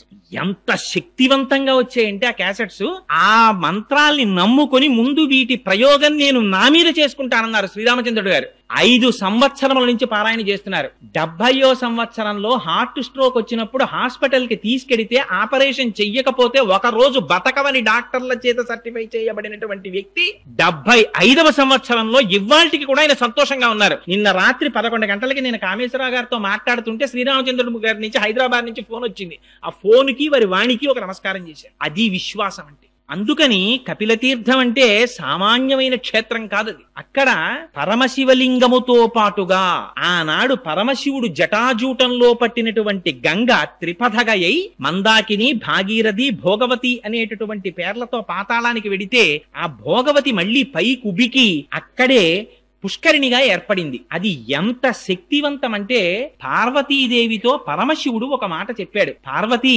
ఈ తీర్థము ఎంత గొప్పదో తెలుసా? ఇది సాక్షాత్తుగా కార్తీక మాసంలో ఏ రోజులు పరమ పవిత్రమైనటువంటి మనం భావిస్తామో, శనివారాలు, సోమవారాలు, నాగుల చవితి, పౌర్ణిమ, ఏకాదశి, ద్వాదశి మొదలైనటువంటి తిథులలో మధ్యాహ్నం 12 గంటల నుంచి 12 గంటల 10 నిమిషాల వరకు ప్రతి రోజు కూడా 3 లోకములలో ఉండేటటువంటి సమస్త పరమ పావనమైనటువంటి తీర్థములన్నీ వచ్చి అక్కడ చేరుతాయిట ఆ పుష్కరిణిలోకి. ఆ తీర్థములో స్నానం చేస్తే ఎంతటి వారికి కూడా శరీరమునకు పట్టినటువంటి పాపరాశి ధ్వంసమైపోతుందంటారు. అంత శక్తివంతమైన పుష్కరిణి. మీకు ఇంకొక విషయం చెప్పాలి. తగ్గనటువంటి జ్వరాలు, తగ్గనటువంటి తాపములు ఉన్నటువంటి వారు అమ్మవారికి అలంకారము చేయబడినటువంటి చందన ప్రసాదం స్వీకరిస్తారు. అక్కడ అమ్మవారికి పుష్యమాసంలో పౌర్ణమి నాటికి ముందు వచ్చేటటువంటి శుక్రవారం నాడు విశేషమైన అభిషేకం చేస్తారు కామాక్షి అమ్మవారికి. చేసి సాయంకాలానికి అమ్మవారి శరీరమంతా అలదడానికి కావలసినంత గంధాన్ని తీస్తారు. తీసి అందులో పన్నీరు పోస్తారు, కుంకుమ పువ్వు కలుపుతారు. ఈ చందనపు ముద్ద చేసి బయట స్వరయుక్తంగా శ్రీ సూక్త, పురుష సూక్త, దుర్గా సూక్త, భూసూక్త మొదలైనటువంటి సూక్తములను చదువుతూ ఉంటారు. లోపల తెర వెనకాతల అర్చకులు అమ్మవారికి ఈ చందనంతో అలంకారం చేస్తారు. మూర్తి అంతా చందనంతో అలంకారం చేసేస్తారు. చీర అమ్మవారికి చందనంతో కట్టేస్తారు. అంచులు చందనంతో తీర్చిదిద్దుతారు. అప్పుడు అలంకారం చేసి ప్రదోష వేళలో తెర తీస్తారు. తెర తీసి ఆ సమయంలో పంచవాయిద్యాలు మోగుతాయి. అప్పుడే అమ్మవారికి కుంభహారతి, సూర్యహారతి, చంద్రహారతి, నక్షత్రహారతి, మంగళహారతి, కర్పూరహారతి, ఈ హారతులన్నీ పడతారు. పట్టినప్పుడు అమ్మవారిని దర్శనం చేస్తారు. ఆ దర్శనం చేసినటువంటి వారికి ఆ మరునాటి ఉదయం అమ్మవారి ఆ రాత్రంతా అమ్మవారు ఆ చందనంతో ఉంటుంది. ఆ చందనాన్ని ఒలిచి ఆ చందనాన్ని ప్రసాదంగా ఇస్తారు. ఆ చందనమును లలాటమునందు ధరించినటువంటి వాళ్ళకి ఎందరికో తగ్గనటువంటి జ్వరములు, తాపములు తగ్గాయని శాస్త్రం పేర్కొంటోంది. ఎందరిదో అనుభవం. అంత గొప్ప తీర్థం కపిల తీర్థం. అక్కడ స్వామికి గడిచిపోయినటువంటి ఆశ్వీజ మాసంలో పౌర్ణమి నాడు 250 కిలోల బియ్యం అన్నం వండుతారు. వండి ఆ అన్నంతో స్వామివారికి అన్నాభిషేకం చేస్తారు. ఆ చేయబడినటువంటి అన్నాభిషేకం అయిపోయిన తర్వాత కొంత అన్నాన్ని పైన శివలింగంగా తయారు చేస్తారు. మళ్ళీ చేసి కాయగూరలు కొయ్యకుండా వంకాయలు, గుమ్మడికాయలు, పొట్లకాయలు, ఆనపకాయలు ఇలాంటి వాటిని నీటిలో ఉడికించి అన్నలింగం మీద త్రిశూలాన్ని, నాగాభరణాన్ని వీటన్నింటినీ అలంకారం చేస్తారు. ఈ అలంకారం చేసి పైన ఉన్న శివలింగాన్ని తీసి మేళతాళాలతో తీసుకొచ్చి స్వామి పుష్కరిణిలో కలిపి ఆ మిగిలిపోయినటువంటి అన్నలింగం మీద ఉన్న అన్నాన్నంతటినీ తీసి అందులో ఈ కాయగూరలన్నింటినీ కలిపి ఆ ముద్ద తీసి ప్రసాదంగా ఇస్తారు. అటువంటి అన్నలింగ ప్రసాదమును ఎవరు స్వీకరిస్తున్నారో వాళ్ళకి ఎన్ని కోట్ల జన్మలకి కూడా ఆకలితో ఒకరి దగ్గరికి వెళ్లి చెయ్యి చాపి అడగవలసిన అవసరం లేకుండా అన్నపానాదులకు లోటు లేనటువంటి స్థితిని వాడు పొందుతాడని ప్రమాణం. అదిగో అటువంటి అన్నాభిషేకం ఆ కపిల తీర్థంలో జరుగుతుంది. కపిల తీర్థం యొక్క గొప్పతనం ఏమిటంటే పితృకార్యం చెయ్యనటువంటి వాళ్ళు, పితృకార్యం మానేసినటువంటి వాళ్ళు, పితృదేవతల యొక్క ఆగ్రహమునకు గురి అయినటువంటి వారు కపిల తీర్థానికి వెళ్లి పితృకర్మ చేసినట్లయితే వారు ఇంతకు ముందు పితృకార్యాన్ని మానివేయడం చేత కలిగినటువంటి పాపము నివృత్తి అవుతుంది. అందుకే వెంకటాచల మహాత్యంలో చెప్తారు, మాధవుడని చెప్పి ఒక బ్రాహ్మణుడు త్రికాలముల యందు సంధ్యావందనం చేసేవాడు. ఆయనకి చంద్రలేఖ అని భార్య. అంత సంతోషంగా ఉన్నవాడికి ఎందుకు పుట్టిందో బుద్ధి కుంతల అనబడేటటువంటి ఎక్కడో పుట్టినటువంటి ఏ సంస్కారము లేనటువంటి ఒక స్త్రీ యందు మోహం కలిగింది. ఆవిడతో జీవించడం మొదలుపెట్టాడు. సురాపానం మొదలుపెట్టాడు. ఆఖరికి ఎంత దూరం వెళ్ళిపోయాడంటే మాంసభక్షణం చేయడం కూడా మొదలెట్టాడు. ఆవిడితో కలిసి కోయపల్లెల్లోకి వెళ్ళిపోయాడు. అటువంటి వాడు ఒకనాడు రాజు తన పరివారముతో కలిసి వెంకటాచల క్షేత్రానికి వెడుతుండగా చూసి వాళ్లతో పాటుగా బయలుదేరి వెళ్ళాడు. వెళ్ళి వాళ్ళందరూ కూడా మొట్టమొదటి కపిల తీర్థానికి వెళ్ళి అక్కడ పితృకార్యం చేశారు. ఈయన కూడా వాళ్లతో వెళ్లి పితృకార్యం చేసి మట్టి ముద్దలు తీసి పిండములుగా సమర్పించాడు. ఎందుకని తనకేమీ లేదు కనుక. తను ఏమి తింటున్నాడో దానితోనే పిండ ప్రదానం చేయాలి. అందుకని మట్టి ముద్దలతో పిండ ప్రదానం చేశాడు. వెంటనే ఆయన శరీరమునకున్నటువంటి పాపరాశి ధ్వంసమైంది. తరువాత వెంకటాచల పర్వత సానువులనెక్కి పైకెక్కాడు. అక్కడికెక్కి స్వామి పుష్కరిణిలో స్నానం చెయ్యగానే బ్రహ్మాది దేవతలు ప్రత్యక్షమై నీకు భవిష్యత్తులో నువ్వు ఆకాశరాజుగా జన్మిస్తావు, నీకు జన్మించినటువంటి కుమార్తె పద్మావతి వెంకటాచలపతికి భార్య అవుతుందని వరం ఇచ్చారు. అందుకని ఆ వెంకటాచలంలో ఉన్నటువంటి ఆ కపిల తీర్థంలో ఉన్నటువంటి ఆ తీర్థం అంత గొప్ప తీర్థం. అది సాక్షాత్తుగా పాతాళంలో భోగవతి పైకి పొంగింది. కపిల తీర్థంలో దర్శించవలసినటువంటి మహాద్భుతమైనటువంటి విషయం వేరొకటి ఏమిటంటే ఆ కపిల తీర్థానికి దాటి కొంచెం పక్కకి రాగానే మీరు ఎక్కడా చూడనటువంటి విచిత్రమైనటువంటి మూర్తి సోమస్కంద మూర్తి ఉంటారు. అక్కడ ఆ పక్కన ఉన్న అరుగు ఉంటుంది. ఆ అరుగు మీద సోమస్కందుడు ఉంటారు. ఈ మాట మీరు ఎవరైనా వెళ్ళినప్పుడు తిరుమల క్షేత్రానికి తప్పకుండా దర్శనం చేయండి. ఆ సోమస్కందుడు ఏర్పడడం వెనకాతల ఒక కథ ఉంది. రాజేంద్ర చోళుడనేటటువంటి చక్రవర్తికి కలలో కనపడి పార్వతీ పరమేశ్వరులు ఆదేశించారు, నన్ను సోమస్కందుడిగా అక్కడ ప్రతిష్ఠ చేయమని. అందుచేత సోమస్కంధమూర్తి వెలిశారు. సోమస్కందుడు అంటే సా ఉమా స్కంధ. పరమశివుడి పక్కన పార్వతీదేవి, పార్వతీదేవి పక్కన స్కంధుడు ఉంటారు, సుబ్రహ్మణ్యేశ్వర స్వామి. ఆయన తల్లిదండ్రులు ఎంత పెద్ద ఆఫీసర్లు అయితే మాత్రం ఇద్దరు ఐఏఎస్ ఆఫీసర్లే అనుకోండి. తల్లిదండ్రులు పిల్లాడు వాళ్ళిద్దరి మధ్యలో కూర్చొని ఆడుకోవడం మానేస్తాడు ఏమిటి? అమ్మ మా నాన్నగారు పెద్ద చీఫ్ సెక్రటరీ, మా అమ్మగారు పెద్ద ఐఏఎస్ ఆఫీసరు, వీళ్ళిద్దరి మధ్యలో నేను ఆడుకోకూడదు అనుకుంటాడు వాడు. అలా పార్వతీ పరమేశ్వరుల మధ్యలో నిలబడి ఆ పిల్లవాడు ఆడుకుంటూ సంతోషంగా కనపడతాడు, చేతులూపుకుంటూ సుబ్రహ్మణ్యేశ్వరుడు. అదిగో అటువంటి మూర్తికి సోమస్కంధమూర్తి అంటారు. ఆ సోమస్కంధమూర్తిని దర్శనం చేసినంత మాత్రం చేత పరమశివానుగ్రహం కలిగి ఉల్లాసవంతంగా ఎటువంటి సమస్యలున్నా సమస్యలు తీరుతాయిట. అటువంటి సోమస్కంధుడు ఉంటాడు. ఆ పక్కనే ధనిశ్చండు అని ఒక మూర్తి ఉంటారు. మనకి శివాలయాలన్నింటిలోనూ కూడా చండీశ్వరుడు ఉంటాడు. ఇక్కడ ఉన్నారు కదా స్వామి, వెనకాతలే ఉంటారు. ఆ చండీశ్వరుడు గురించి చంద్రశేఖర పరమాచార్యులు వారు ఎప్పుడు చాలా అందమైన మాట ఒకటి మాట్లాడేవారు. చండీశ్వరుడు అన్న మాట ఎప్పుడు చెప్పినా చంద్రశేఖరులు ఏమనేవారంటే, మనలా పుట్టి పరమశివ కుటుంబంలో 5వ వాడైన వాడు అనేవారు. ఎందుకని? శివుడు, పార్వతి, గజాననుడు, సుబ్రహ్మణ్యుడు, ఈ నలుగురు కాకుండా దక్షిణ భారతదేశంలో ఎప్పుడెప్పుడు ఊరేగింపు జరిగినా అప్పుడప్పుడు ఈ చండీశ్వరుణ్ణి కూడా 5వ వాడిగా తీసుకెడతారు. ఆయన కుటుంబంలో ఒక సభ్యుడైపోయాడు. అసలు ఆ చండీశ్వరుడి వృత్తాంతం చాలా ఆశ్చర్యకరం తెలుసా అండి. ఎందుకంటే కార్తీక మాసంలో ఇంత పరమ పవిత్రమైన ఆలయంలో అసుర సంధ్య వేళలో కూర్చుని అట్లాంటి వృత్తాంతం మనం చెప్పుకున్నా విన్నా చాలు, మన జన్మ పావనం అయిపోతుంది. ఆ చండీశ్వరుడు, ఆయన పేరు మనందరం ఎలా పుట్టామో అలా విచార శర్మ అనేటటువంటి పేరుతో మనలాగే పుట్టి పెరుగుతుండేవాడు. ఆయన వేదం చదువుకుంటూ ఉండేవారు. ఒకనాడు ఆవులను కాసేటటువంటి ఒక గొల్లవాడు ఒక ఆవుని పట్టుకుని కొడుతున్నాడు. చూశారు ఆయన, బాధ కలిగింది. అయ్యయ్యో, గోవు యొక్క శరీరంలో 3,000,000 దేవతలు ఉంటారంటారయ్యా, ఆవును కొడుతున్నావా అన్నారు. ఈ ఆవు సరిగ్గా పాలివ్వట్లేదు, ఇది మేత మెయ్యట్లేదన్నాడు. ఆవుని కొట్టకు, నీకు చేత కాకపోతే ఇక నుంచి నేను కాస్తాను ఆవులను అని ఊళ్ళో వాళ్ళ నొప్పించి వేద విద్యార్థి విచార శర్మ ఆవులన్నింటినీ తీసుకుని వెళ్ళేవాడు. ఎంతగా పోషించాడంటే మహానుభావుడు, పుట్టల మీద ఏటి గట్ల మీద ఉండేటటువంటి గడ్డి కోసమని వెడితే పశువులకి ఇబ్బంది కలుగుతుందని ఆయన వెళ్ళి ఆ గడ్డి కోసి తెచ్చి ఆవులకి మేపేవట్ట. ఎప్పుడు వేదం చెప్పుకుంటూ కూర్చునేవట్ట. పరవశించిపోయి ఆవులన్నీ ఆయన దగ్గరికి వచ్చి తమకు ఉన్నటువంటి 4 శిరములలో ఒక శిరము నుంచి పాలు విడిచిపెడుతుండేవిట ఆయన తాగమని. ఆయన నేను త్రాగడం ఏమిటని దొన్నెలలో ఆ పాలు పట్టి తీసుకుని వెళ్లి ఓ చెట్టు కింద పెట్టి ఒక సైకతలింగాన్ని ఏర్పాటు చేసుకుని ఆకు దొన్నెలలో పువ్వులు తెచ్చి ఈ పాలతో పరమశివుడికి అభిషేకం చేసుకుంటుండేవాడు సైకతలింగానికి. ఒకనాడు అరణ్య మార్గంలో అటుగా వెళ్ళిపోతున్నటువంటి ఆ ఊళ్ళో ఉన్న ఒక వ్యక్తి చూసి ఈ పిల్లవాడు ఆవుల నుంచి వచ్చినటువంటి పాలని తీసి సైకతలింగానికి పూజ చేసి వృధా చేస్తున్నాడని వెళ్లి అక్కడ ఉండేటటువంటి ప్రజలతో చెప్పారు. వాళ్ళందరూ విచార శర్మ యొక్క తండ్రి గారిని గద్దించి అడిగారు, మీ పిల్లవాడు, అప్పటికి వాళ్ళకి శుభ్రంగా ఆవు పాలు వస్తున్నాయి, అయినా ఈ పిల్లవాడు కొన్ని పాలు వృధా చేసేస్తున్నాడని వాళ్ళకి బాధ.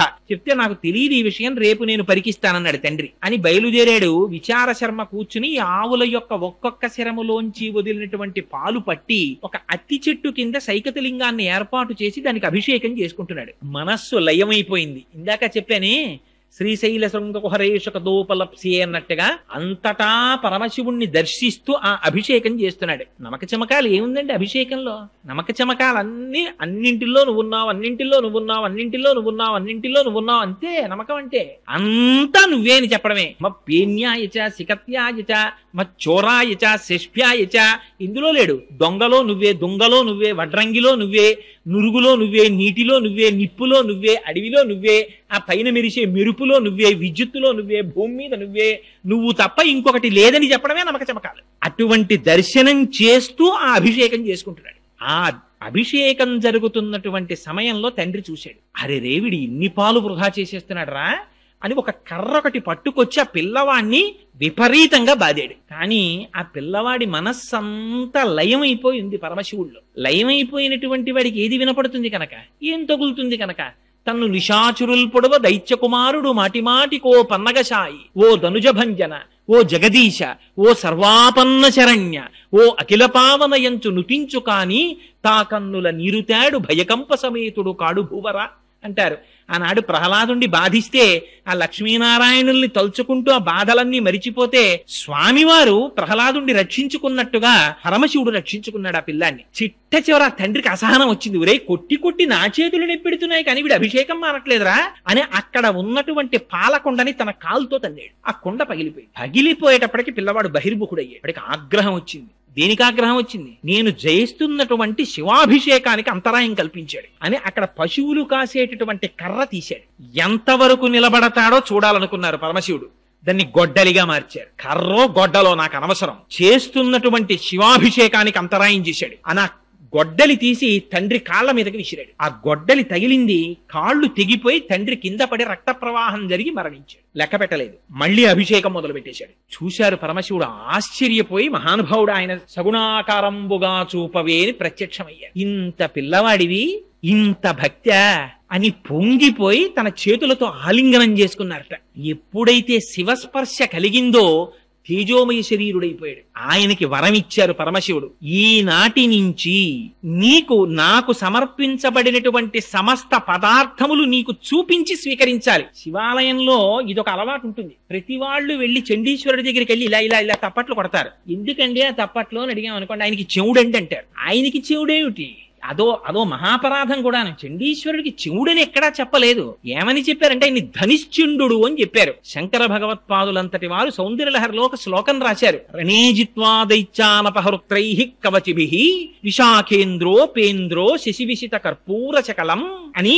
అందులో ఆ సుబ్రహ్మణ్యుడు మొదలైనటువంటి వాళ్ళు శత్రువుల్ని గెలిచి ఆ సంతోష వార్త చెప్పాలని గబగబా వచ్చేస్తున్నారు అమ్మ దగ్గరికి. వచ్చేసేటప్పుడు అమ్మ దగ్గరికి ఎడుతున్నాం, అమ్మ మూడు లోకములను పూజింపబడే తల్లి అని పైన హెల్మెట్ ఉంటుంది కదా, పైన పెట్టుకున్న కిరీటం, ఆ కిరీటాలు శిరస్త్రాణాలు ఇవన్నీ తీసేశారు. కానీ ఇది విప్పలేదట, కవచం విప్పలేదట. ఎందుకంటే కవచం విప్పుకోవడానికి కొంత టైం పడుతుంది. పిల్లలు ఇంటికి వస్తారు మధ్యాహ్నం అన్నానికి, 3వ క్లాస్ వరకు చదువుకునే పిల్లలు. వాడు ఇంటికి వస్తాడు, ఆకలి, అమ్మా అన్నం పెట్టేయమ్మా అంటాడు. ఆ బ్యాగ్ తీసి ఇంట్లోకి గుబేల్ని విసిరేస్తాడు, చాకలి మూట విసిరేసినట్టు. ఆ బూట్లు ఇప్పేసి గబగబా బయట వదిలి పారేస్తాడు. సాక్స్ మాత్రం విప్పడం. ఎందుకని అంటే కొంచెం కూర్చుని కిందకి లాక్కోవాలి, అది వాడే కింద పడిపోతాడు. అందుకని సాక్స్ తో ఇంటికి వచ్చేస్తాడు. ప్రతి తల్లికి పెద్ద బాధ ఏమిటంటే, ఒరే నీ సాక్స్ ఉతకలేక నేను బాధపడిపోతున్నాను రా అంటారు. అరికాళ్ళన్నీ మెట్టే. అది ఎక్కడ వరకు ఉందిట.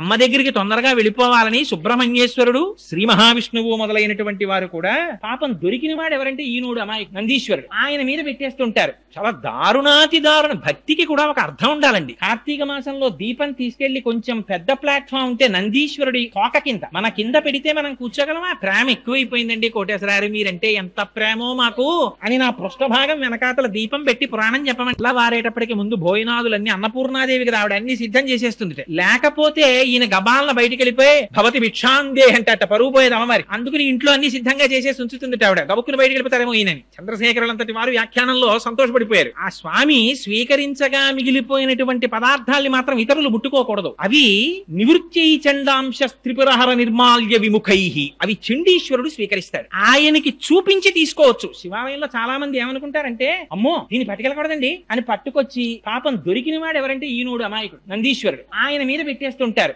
చాలా దారుణాతి దారుణ. భక్తికి కూడా ఒక అర్థం ఉండాలండి. కార్తీక మాసంలో దీపం తీసుకెళ్లి కొంచెం పెద్ద ప్లాట్ఫామ్ ఉంటే నందీశ్వరుడి తోక కింద మన కింద పెడితే మనం కూర్చోగలమా? ప్రేమ ఎక్కువైపోయిందండి కోటేశ్వరారు, మీరంటే ఎంత ప్రేమో మాకు అని నా పృష్ఠభాగం వెనకాతల దీపం పెట్టి పురాణం చెప్పమంటే ఎవడు కూర్చుంటాడు?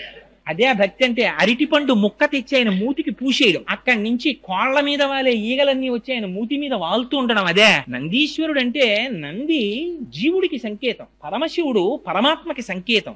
జీవుడికి ఆత్మకి భేదం పాటించకూడదు. అందుకని వృషస్య వృషణం స్పృష్టమా శృంగమధ్యే శివాలయం దృష్ట్వాక్షణం నరో జాతి కైలాసే శివ సన్నిధిం విధించింది శివాగం. కుడి చేత్తో నంది యొక్క అవయవాన్ని పట్టుకుని ఎడమ చేతితో నంది యొక్క 2 కొమ్ముల మీద బొటన వేలు చూపుడు వేలు పెట్టి ఒక్క లిప్త కాలం అంతకన్నా ఎక్కువసేపు పట్టుకోకుండా 2 శృంగముల మధ్యలోంచి శివలింగాన్ని దర్శనం చేసి శంభో శంకర అని విడిచిపెట్టి లోపలికెళ్ళాలి. వెళ్ళినప్పుడు అర్చకులకు తప్ప అన్యులకు అధికారం లేదు శివుడికి నందికి మధ్యలోకి వెళ్ళడానికి. ఒక పక్కకి నిలబడి నమస్కరించి వెళ్ళిపోవాలి. అంతేకాని దాని మధ్యలోకి దూరిపోవడం, ఆ రెండింటి మధ్యలో కూర్చుండిపోవడం, అక్కడ సాష్టాంగం పడిపోవడం అలా చెయ్యకూడదు శివాలయంలో. అందుకని ఆయన ఎప్పుడూ శివుణ్ణే చూస్తూ ఉంటాడు. రోహిణీ కార్తీ రానివ్వండి, వాన పడుతుండనివ్వండి, అల్పపీడనం ఏర్పడినివ్వండి, పెను తుఫాన్ రానివ్వండి, ఆయన ఎప్పుడైనా దుప్పటి కప్పుకోవడం పక్కకెళ్ళడం మీరు చూసారా? అలా ఉండదు. ఆయన ఎప్పుడూ శివుణ్ణే చూస్తాడు. నువ్వు ఏం చేస్తున్నా లోపల శివుణ్ణే దర్శించడం నేర్చుకో అన్నది నంది యొక్క సంకేతం. నంద ఇతి నందహ,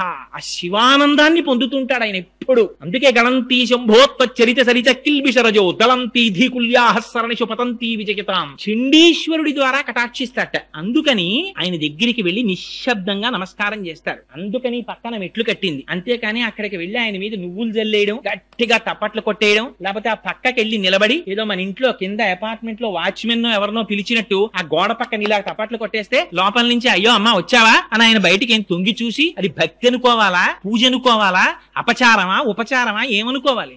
అక్కడ మెట్లు కట్టింది ఎందుకు? ఆ పక్క నుంచి మీరు వచ్చి తప్పట్లు కొట్టమనే. మెట్లు ఎక్కి అక్కడికి వెళ్లి నిశ్శబ్దంగా నిలబడి ఆయన సర్వకాలముల యందు శివనామ స్మరణలో ధ్యానమగ్నుడై ఉంటాడు. చిటికి చిన్నది వేయమన్నారు. ఇలాగా వేస్తే ధనిశ్చండుడని పేరు. ఆయన ధ్యానభంగమై నేత్రములు విప్పుతారట. విప్పితే ప్రసాదాన్ని చూపించమన్నారు. స్వామి వచ్చానయ్యా, మహానుభావ, చండీశ్వర, శివధ్యాన పరాయణ, శివ పూజా ఫలందేహి, చండికేశ్వర నమోస్తుతే.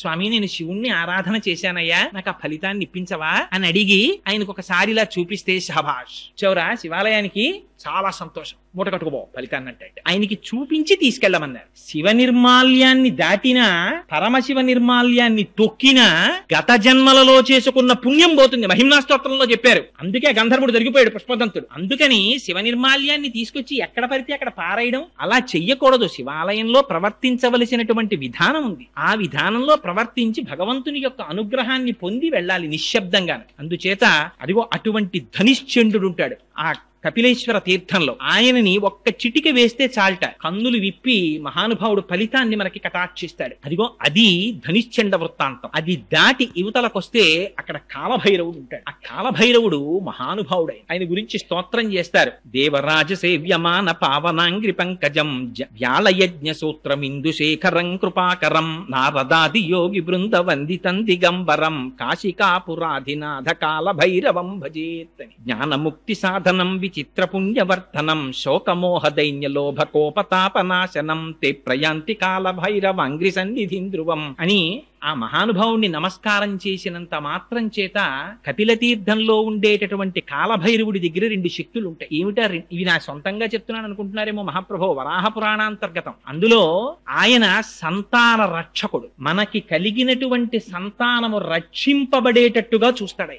వాళ్ళకి ఎటువంటి ఉపద్రవం రాకుండా చూస్తాడు. 2 ఆ కాలభైరవుణ్ణి ఒక్కసారి దర్శనం చేసి ఎప్పుడైనా ప్రయాణించకూడనటువంటి సమయంలో ప్రయాణం చెయ్యవలసి వస్తే, అర్ధరాత్రి వేళ ప్రయాణం చేసినా, ప్రయాణంలో ప్రమాదం వచ్చినా ఒక్కసారి 3 మాటలు చెప్పమన్నారు. ఏమిటా మాటలు? కాలభైరవా నమోస్తుతే, కపిలేశ్వర నమోస్తుతే, కాశీ విశ్వేశ్వర నమోస్తుతే అని 3 మార్లంటే ప్రయాణంలో తేళ్లు కాని, పావులు కాని, విషక్రిములు కాని మన జోలికి రావుట.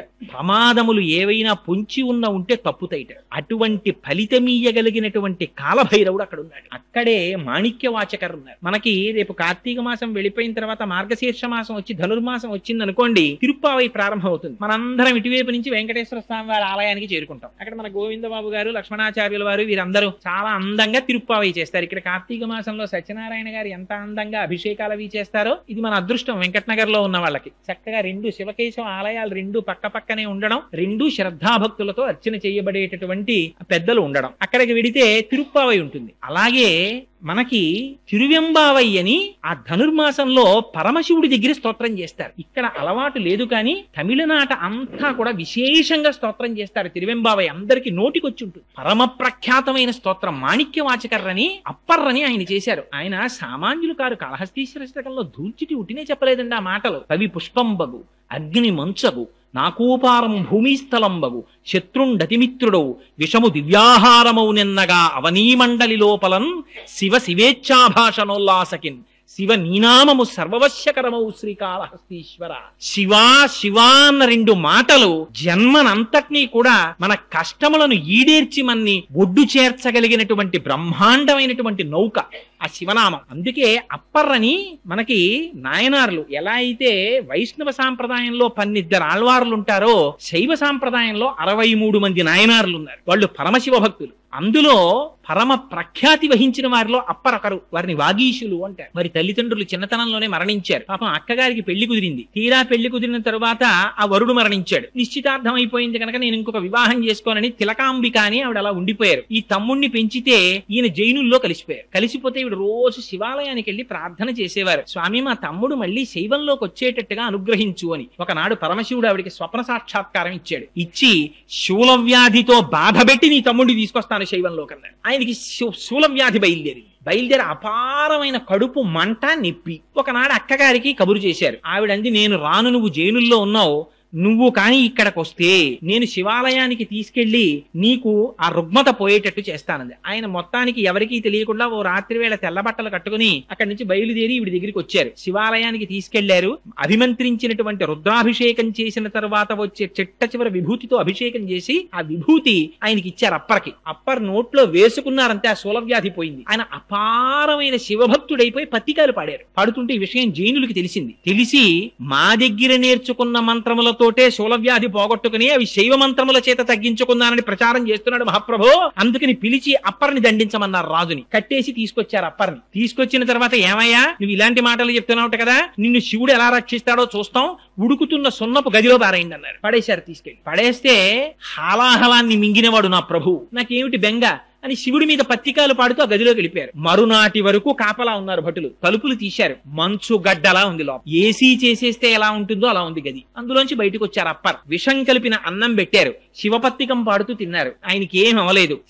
చివర ఆయన్ని ఏనుగుతో తొక్కించడానికి కాళ్ళు చేతులు కట్టి పడేశారు. ఏనుగుని తీసుకొచ్చారు. భద్రగజానికి ఉన్మత్తం వచ్చి అక్కడ ఉన్న జైనుల్ని సంహరించింది. అయినా వాళ్ళకి క్రోధం తీరక ఆయన కడుపుకి బండరాయి కట్టి కాళ్ళు చేతులు కట్టి సముద్రంలో పారేశారు. ఆయన ఆశ్చర్యం ఏమిటో తెలుసా అండి, ఆ కాళ్ళకి చేతులకి కట్టినటువంటి కాళ్ళు ఊడిపోయి ఆ పెద్ద బండరాయి మహాపద్మంలా సముద్రంలో తేలింది. దాంట్లో కూర్చుని అప్పర్ ఇంకొక శైవక్షేత్రాన్ని చేరుకున్నారు. ఆయనకు ఒక లక్షణం ఉండేది. అప్పర్కి జ్ఞాన సంబంధర్ అప్పర్ ఇద్దరు ఒక కాలంలో బ్రతికారు. చిత్రం ఏమిటంటే జ్ఞాన సంబంధర్ ఎప్పుడూ కూడా పత్రికలు అవి పాడుతుండేవారు, ప్రబోధం చేస్తుండేవారు. అప్పర్ అలా కాదు, వయసులో పెద్దవారు. అయినా సరే ప్రతిరోజు శివాలయానికి వెళ్ళినప్పుడు గుణపం పారా పట్టుకుని ఎడుతుండేవారు. వెళ్ళి అక్కడ ఉన్న ఏ పిచ్చి గడ్డో మొక్కలో ఏవో ఒకటి ఆలయాన్ని శుభ్రం చేసేవారు. పత్రికలు పాడి వచ్చేవారు. ఇద్దరూ కలిసి దక్షిణ భారతదేశంలో ఒక గొప్ప క్షేత్రానికి వెళ్ళారు. ఆలయం శిథిలం అయిపోయి కనపడింది. అలా కాదు, దీన్ని మనం బాగు చెయ్యాలనుకున్నారు. సాయంకాలం అయ్యేటప్పటికి పని చేసిన వాళ్ళందరికీ అన్నం పెడతామన్నారు. వీళ్ళ దగ్గర ఏముందని పెట్టడానికి. అందరూ పని చేస్తుండేవారు. అప్పర్ కూడా పనిచేసేవారు. జ్ఞాన సంబంధర్ మాత్రం పని చేసేవారు కాదు. ఇద్దరు కూర్చుని పత్రికలు పాడేవారు. తూర్పు గోపురంలో ఒక బంగారు నాణ్యం, పశ్చిమ గోపురంలో ఒక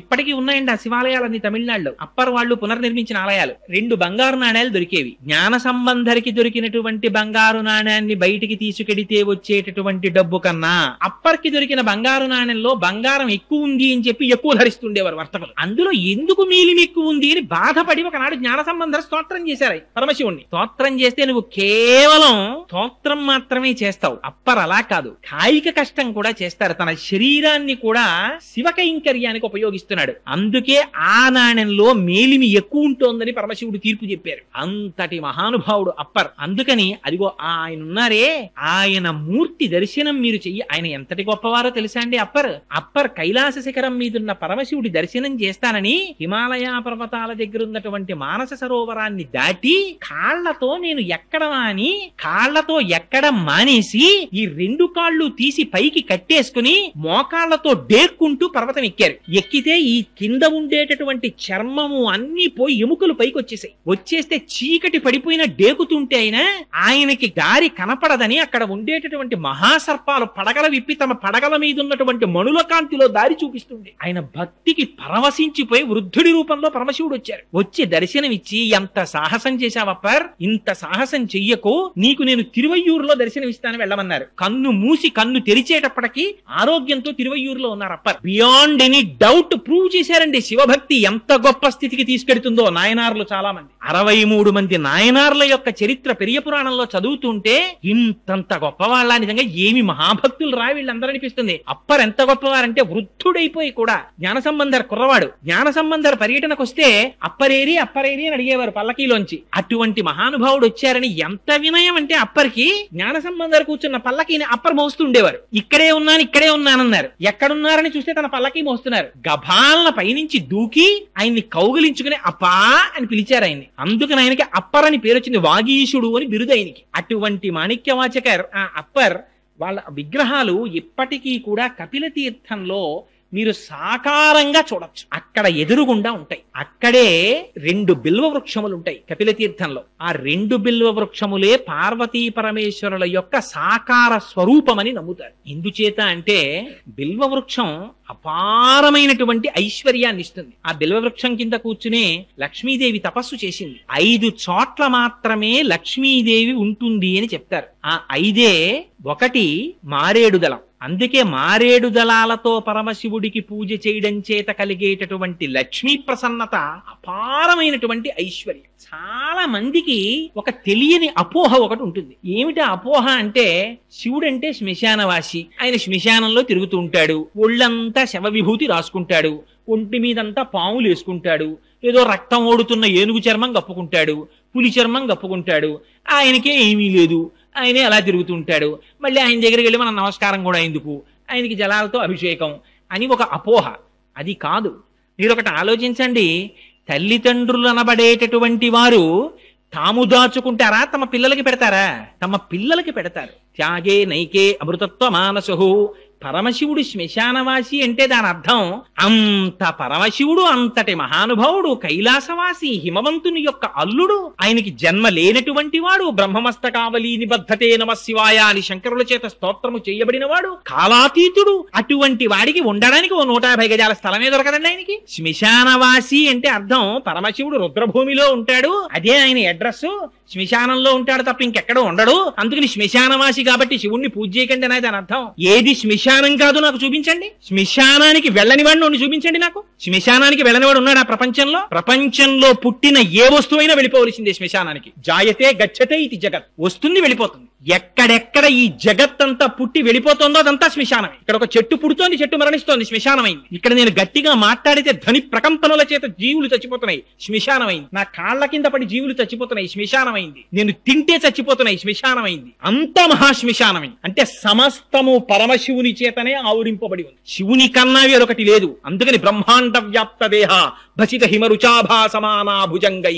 వ్యాపకత్వంతో చెప్తే విష్ణు అంటాం, ఆయన్ని మంగళప్రదంగా చెప్తే శివుడు అంటాం. అందుకని లోపల శివం ఉన్నంతసేపే శివం, అది తీసేస్తే శవం. అది మంగళత్వం అంటే. అందుకని ఆయన శ్మశానవాసి అంటే ఆయన శ్మశానవాసి అండి నిజంగా ఎక్కడో శ్మశానంలో ఉంటాడనే దాని అర్థం. నిజంగా అలా ఉంటే ఇంకంతకన్నా గొప్ప ఉపకారం ఉందండి. ఎవడొస్తాడు మన వెనకాతల? ఒక్కడు వచ్చేవాడు లేడు. కింవానేన ధనేన వాజి కరిభి ప్రాప్తేన రాజ్యేన కింవా పుత్ర కళత్రమిత్ర పశుభిర్దేహేన గేహేన కిం జ్ఞాతైత క్షణభంగురం సపతిరోత్యాద్యం మనోదూరత స్వాత్మార్థం గురువాక్యతో భజ భజ శ్రీ పార్వతీ వల్లభం అంటారు శంకరులు. డబ్బు రాదు, మనం సంపాదించుకున్నటువంటి కార్లు రావు, వాహనములు రావు, రాజ్యం రాదు, తుట్టతుడకు మనదనుకున్న ఈ శరీరం రాదు, కొడుకు రాడు, కూతుళ్ళు రారు, భార్య రాదు. ఎవరొస్తారు? చేసుకున్న ధర్మము, పరమశివుని అనుగ్రహము తప్ప ఇంకొకటి రాదు మనతోటి. అంతటి మహానుభావుడు శంకరుడు. శం కరోతి ఇది శంకర. ఆయనకి శుభం చెయ్యడం తప్ప అసలు శంకరుడికి అమంగళం చెయ్యడం చేత కాదు ఆయనకి. అటువంటి వాడు శంకరుడు అంటే. అందుకే ఆయనకి మారేడు దళాలతో పూజ. మారేడు దళం అంటే లక్ష్మీ స్థానం. ఎక్కడెక్కడ మారేడు చెట్టు ఉంటుందో, ఎక్కడెక్కడ మారేడు దళం ఉంటుందో అక్కడక్కడ లక్ష్మీదేవి ఉంటుంది. అందుకని శంకరుడికి ఆ మారేడు దళంతో పూజ చేస్తారు. రెండవ లక్ష్మీ స్థానము పద్మం. పద్మములతో పూజ. అందుకే ఇప్పటికీ కపిలతీర్థంలో కామాక్షి అమ్మవారికి ఆ తామర పద్మాలతో పూజ చేస్తారు. ఆ పద్మము లక్ష్మీ స్థానం. మూడవది ఆవు యొక్క వెనుక భాగం. ఆవు యొక్క పృష్ఠభాగమునందు లక్ష్మీదేవి నివాసం ఉంటుంది. నాలుగవది స్త్రీ యొక్క పాపట. ఆ పాపటలో లక్ష్మీదేవి యొక్క స్థానం. అక్కడ లక్ష్మీదేవి నివాసం ఉంటుంది. అందుకని అది ఒకటి. ఇలా 5 స్థానాలు. ఒకటి ఆ బిల్వవృక్షం. ఆ బిల్వవృక్షం అంటే ఆ బిల్వదళంలో. రెండవది పద్మం. మూడవది స్త్రీ పాపట. నాలుగవది ఏనుగు యొక్క కుంభస్థలం. అందుకే గజారోహణం అంటుంటారు.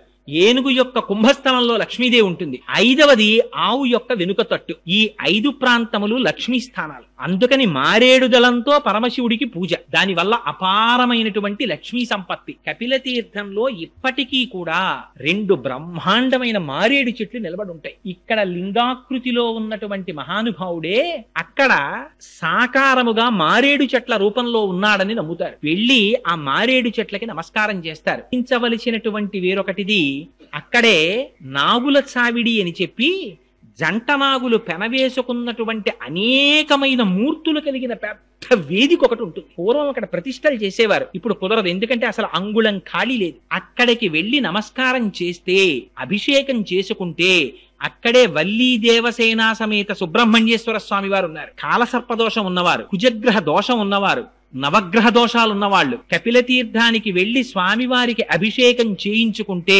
వాళ్ళకి ఉన్నటువంటి సమస్త గ్రహ దోషములు పోతాయంటారు. అదిగో అంతటి పరమపావనమైనటువంటి క్షేత్రం ఆ కపిల తీర్థం. ఆ కపిల తీర్థానికి వెళ్లి సేవించినంత మాత్రం చేత పాపములు నివృత్తి చేయబడి తదనంతరం ఆ శేషశైలాన్ని అధిరోహించి ఆ లోపల ఆనందనిలయాధీశుడైనటువంటి వెంకటాచల ప్రభువుని సేవిస్తారు. దుచిత పూర్వం అసలు కపిల తీర్థాన్ని సేవించకుండా, కపిల తీర్థాన్ని దర్శనం చెయ్యకుండా అసలు ఒక రాత్రి నిద్రపోవాలి కపిల తీర్థంలో. ఆ తరువాత మాత్రమే వెంకటాచలం కొండ మీదకి వెళ్ళేవారు. ఇప్పుడు చాలా మంది కపిల తీర్థాన్ని విడిచిపెట్టి వెంకటాచల కొండ మీదకి వెడుతున్నారు. కాబట్టి నా మనవి ఏమిటంటే, ఈ మాట మీరు వెంకటాచల క్షేత్రానికి వెళ్ళినప్పుడు తప్పకుండా కపిల తీర్థాన్ని సేవించండి. అది మహత్తరమైనటువంటి తీర్థం. అటువంటి తీర్థాన్ని సేవించడం చేత, అటువంటి శివలింగానికి నమస్కారం చెయ్యడం చేత మన శరీరమునకు పట్టినటువంటి పాపరాశి ధ్వంసమై మనకి కావలసినటువంటి భగవంతుని యొక్క అనుగ్రహం ప్రసరింపబడిన నాడు మనకి కావలసినటువంటి కామితములన్నీ వాటంతట అవే తీరిపోతాయి. అంత శక్తివంతం. మీకు ఏవేవి కావాలనుకుంటున్నారో అవన్నీ అక్కడున్నాయి. ఇంకొక గొప్ప విషయం ఏమిటో తెలుసా అండి? వెంకటేశ్వర స్వామి వారు పద్మావతి కళ్యాణం జరగడానికి ముందర వకుళమాతని ఆకాశరాజు యొక్క భార్య అయిన ధరణీదేవి దగ్గరికి పంపిస్తూ ఒక సొరంగ మార్గం చూపించారు. అమ్మా, నువ్వు ఈ సొరంగ మార్గంలో వెళితే కింద కపిల తీర్థానికి చేరుకుంటావు. అక్కడ కపిలేశ్వరుడన్న పేరుతో శివుడు ఉన్నాడు. ఆయనకి నమస్కరించి ఆయన అనుగ్రహాన్ని పొంది ధరణీదేవి దగ్గరికి వెళ్ళమన్నారు. ఇప్పటికీ వకుళమాత నడిచి వచ్చినటువంటి ఆ సొరంగ మార్గం ఇంకా కపిల తీర్థంలో ఎదురుగుండా ఉంది. దాన్ని నరసింహ గుహ అని పిలుస్తారు. అక్కడ నృసింహస్వామి వారు ఉంటారు. కానీ ఈ మధ్య కాలంలో ఆ నృసింహస్వామి వారి విగ్రహానికి ఉన్నటువంటి ముక్కు కొద్దిగా భిన్నమైంది. అందుకని ఇప్పుడు ఆ గుహ మూసేశారు తలుపులు. కానీ ఇప్పటికీ మీరు ఆ గుహని చూడొచ్చు. ఆ గుహలోంచే వకుళమాత వెంకటాచలం నుంచి క్రిందకు వచ్చి కపిలేశ్వరుని యొక్క అనుగ్రహాన్ని పొంది పద్మావతి శ్రీనివాసుల పరిణయం అవుతుందని స్వామివారు ఆశీర్వదించిన తరువాత పద్మావతి శ్రీనివాసుల కళ్యాణం అయింది. అంత హరిహర అభేదమైనటువంటి క్షేత్రం ఆ కింద ఉన్నటువంటి కపిలతీర్థ క్షేత్రం. అందుచేత తప్పకుండా మీరందరూ ఆ కపిల తీర్థాన్ని సేవించండి. నన్ను చాలా మంది ఫోన్లో అడిగి ఉన్న కారణం చేత ఆ కపిల తీర్థం గురించి 4 మాటలు ఇవాళ ప్రస్తావన చేయబోయ్ అని అడిగారు. మీరందరూ చేతులు కదుపుతున్నటువంటి పరిస్థితిని, మీకున్న పమిట కొంగులతోటి వాటితోటి మీరు రాసుకుంటున్న పరిస్థితిని బట్టి నేను గమనించాను. మిమ్మల్ని అందరినీ దోమలు విశేషంగా బాధిస్తున్నాయి. అయినా కూడా నిజంగా ఎంత భక్తి తత్పరతతో కూర్చున్నారో కానీ మహానుభావులు ఆ శివనామం వినడానికి ఏమి చేతకాని వాడిని నేను చెప్తేనే ఇంత ఆర్తితో చెవులు దొప్పలు చేసుకుని తాగుతున్నారంటే మీరు ఎంతటి భాగవతులు. కానీ చాలు మన జన్మకి కార్తీక మాసంలో పరమశివ సన్నిధానంలో 4 మాటలు చెప్పుకునే అదృష్టం. రేపటి రోజున పరమశివుని యొక్క అమోఘ కృత్యం అది విన్నంత మాత్రం చేత పుత్రం పౌత్రం సమాసాద్యా స్కంద సాలోక్యతాంబ్రజేత్ అని వాల్మీకి మహర్షి ఫలస్తుతి చెప్పారు. పుత్ర పౌత్రులు, కొడుకులు, మనవలు, మునిమనవలు చూసి హాయిగా ఎటువంటి ఈతి బాధలు రోగాలు లేకుండా ఆరోగ్యంతో ఉండి తొడన స్కందలోకానికి చేరుకుంటాడయ్యా అని ఫలస్తుతి చెప్పారు. అంత పరమపావనమైనటువంటి ఘట్టం గనక రేపటి రోజున సుబ్రహ్మణ్యేశ్వర స్వామి వారి జననమునకు సంబంధించినటువంటి వృత్తాంతాన్ని విజ్ఞాపన చేస్తారు. కార్తీక మాసం కనుక అటువంటిది విన్నంత మాత్రం చేత మనకి ఎంతో మేలు చేకూరుతుంది. మహానుభావుడు సామాన్యుడు కాడు. సుబ్రహ్మణ్యుడు అంటే కామాదిరోహ కలుషీకృత దుష్టచిత్తాం సిక్వాతు మామవ కళాధర కాంతికాత్య వల్లీశనాథ మమదేహి కరావలంబం అంటారు. అంత గొప్ప స్వామి ఆ సుబ్రహ్మణ్యమూర్తి. అందుకని రేపటి రోజున ఆ వృత్తాంతాన్ని విజ్ఞాపన చేస్తాను. మంగళాశాసనపరైః మదాచార్య పురోగమైః సర్వైశ్చ పూర్వైరాచార్యైః సత్కృతాయాస్తు మంగళం. మంగళం కోసలేంద్రాయ మహనీయ గుణాత్మనే చక్రవర్తి తనూజాయ సర్వభౌమాయ మంగళం. ఉమాకాంతాయ కాంతాయ కామితార్థప్రదాయినే శ్రీగిరీశాయ దేవాయ మలినాథాయ మంగళం. కరచరణ